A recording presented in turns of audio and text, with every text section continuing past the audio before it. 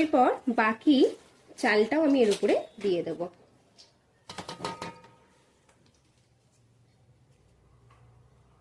এরপর এর উপরে দিয়ে দেব কেশর আর যে দুধটি রেখেছিলাম সেই দুধটি।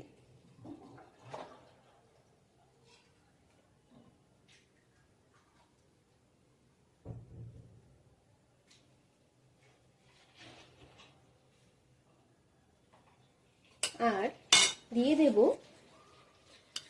মশলার তেলটা উপর থেকে।